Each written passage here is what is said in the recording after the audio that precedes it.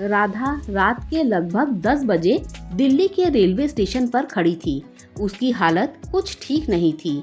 वह भीड़ में अपना चेहरा छिपा कर रो रही थी। सामान के नाम पर उसके पास सिर्फ उसका पर्स था। वह बार बार अपना फोन चेक कर रही थी, मानो जैसे चाहती हो कि फोन पर ही सही पर कोई उसे रोक ले। फोन तो नहीं आया, पर उसने जिस ट्रेन का टिकट कराया था वह ट्रेन जरूर आ गई। वह भारी मन से कुछ दुविधा में ट्रेन में चढ़ी। जब अपनी सीट पर पहुंची तो देखा कि पटरियों पर दौड़ती भागती रेल के अंदर की दुनिया गहरी नींद में थी। राधा को साइड वाला कोच मिला था, जिस पर वह इत्मीनान से बैठ गई। वह खिड़की से बाहर देखती हुई अपनी आंखों को आंसुओं से भिगा रही थी कि तभी ट्रेन किसी सुनसान जगह पर रुक गई। राधा को लगा कि ट्रेन को सिग्नल नहीं मिला होगा। कुछ देर बाद ट्रेन वापस चल पड़ी। राधा ट्रेन की गति से अपने विचारों को दौड़ा रही थी। तभी राधा की हम उम्र महिला राधा के पास आई और बोली, आपके साथ वाली सीट मेरी है। राधा ने अपनी रुआसी आंखों को छुपाते हुए अपने आप को समेटा। उस महिला ने अपना परिचय दिया, मेरा नाम मीरा शर्मा है। और आपका? राधा इस संवाद को आगे नहीं बढ़ाना चाहती थी, पर शिष्टाचार निभाने के लिए उसने कहा, मेरा नाम राधा है। आप यहाँ कहाँ से चढ़ी? यहाँ स्टेशन तो नहीं था। मीरा ने जवाब दिया, मेरी ट्रेन दिल्ली स्टेशन से छूटी थी तो मेरे कार ड्राइवर ने ड्राइव करके मुझे यहाँ तक छोड़ दिया। आप कहाँ जा रही हैं? राधा न चाहते हुए भी अब इस संवाद का हिस्सा बन गई। उसने जवाब दिया, जी मैं मथुरा अपने मायके जा रही हूँ। और आप? मीरा बोली, अरे अब तो यह ट्रेन मेरा घर है, मेरा आना जाना लगा रहता है। हाँ, पर जाना तो वैसे मुझे भी मथुरा ही था। अब दोनों काफ़ी बातें करने लगी। औपचारिकता की सिलवट भी अब कुछ निकल सी गई थी। मीरा ने पूछा, बुरा मत मानना, पर तुम कुछ परेशान सी लग रही हो। चाहो तो हम बात कर सकते हैं, वैसे भी मथुरा आने में अभी समय है। राधा कुछ असहज हुई, पर वह मीरा से बात करना चाहती थी। अब क्या बताऊं, मैंने और सागर ने 2 साल पहले लव मैरिज की थी।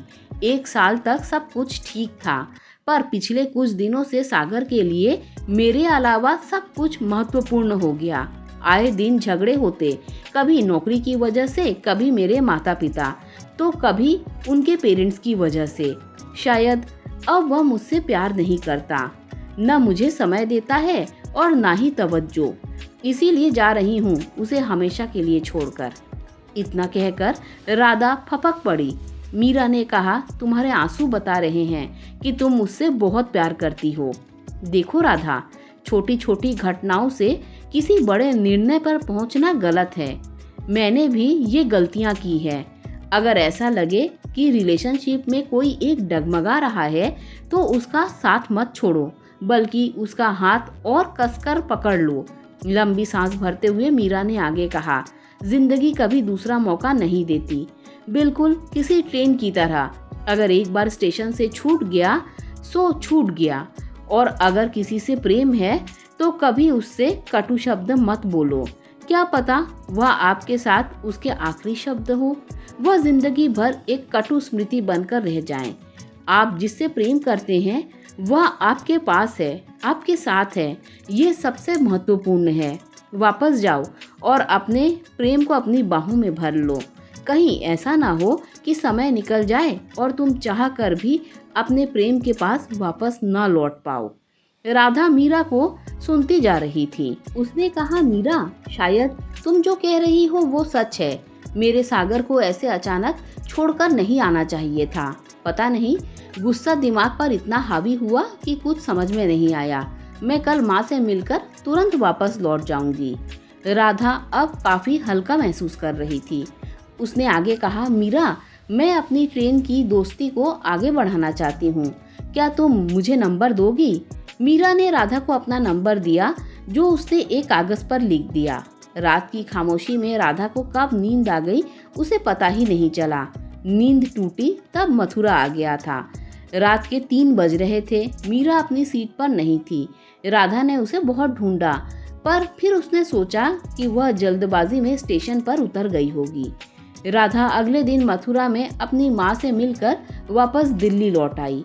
उसने आते ही सागर को गले लगा लिया। उसके हाथों को अपने हाथों में लेकर कहा, पता है सागर, मैं तो तुम्हें हमारे रिश्ते को हमेशा के लिए छोड़कर जा रही थी, पर मीरा की बातों से ऐसा लगा कि तुम मेरे हाथों से रेत की तरह फिसलते जा रहे हो।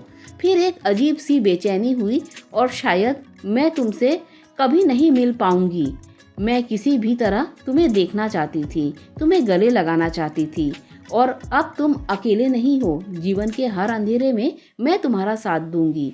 सागर ने राधा का माथा चूमा और कहा, मुझे तुम्हारी जरूरत है राधा। भला हो उस मीरा का जिसने तुम्हें मेरे पास भेजा है। वह कौन थी? अगर वह दिल्ली में रहती है तो चलो उसके घर जाकर उसे धन्यवाद दे आएं। राधा ने कहा, हाँ, घर तो पता नहीं, पर उसने मुझे अपना नंबर जरूर दिया था। रुको, मैं अभी कॉल करती हूँ। राधा ने मीरा को फोन मिलाया। रिंग जा रही थी और थोड़ी देर बाद किसी आदमी ने फोन उठाया। राधा ने कहा, क्या मीरा शर्मा को फोन देंगे प्लीज? उस तरफ से आवाज आई, वह नहीं है, पर आपको मेरा नंबर किसने दिया? राधा बोली, क्या आप उनके पति दीपक हैं? दीपक ने कहा, हाँ। राधा ने कहा, मुझे आपका नंबर मीरा ने ही दिया। 3 दिन पहले ट्रेन में दिया था। हम दोनों साथ साथ सफर कर रही थी। क्या प्लीज उसका मोबाइल नंबर देंगे? मुझे मीरा से बात करनी है। इतना सुनते ही दीपक ने कहा, यह कैसा मजाक है? क्या आप मेरे दुख का मजाक उड़ा रही हैं? मीरा 15 दिन पहले दिल्ली मथुरा रेल हादसे में मर चुकी है। मेरी मीरा चली गई। मैं उसके आखिरी समय में उसके पास नहीं था। वह गुस्सा थी मुझसे। घर छोड़कर अपनी माँ के पास मथुरा जा रही थी कि तभी यह हादसा हुआ। काश मैं लड़ने की जगह उससे आखिरी बात यह कह पाता कि मुझे तुमसे प्यार है मीरा, मुझे तुम्हारी ज़रूरत है। इतना सुनना था कि राधा के हाथों से फ़ोन छूट गया। आंखों से आंसुओं की अविरल धारा बह रही थी और उसे याद आ रहा था तो मीरा के आखिरी शब्द, राधा, जिंदगी किसी को दूसरा मौका नहीं देती, बिल्कुल किसी रेल की तरह। दोस्तों, अगर आपको ये स्टोरी अच्छी लगी हो तो लाइक, शेयर, सब्सक्राइब कीजिए। Thanks for watching this video.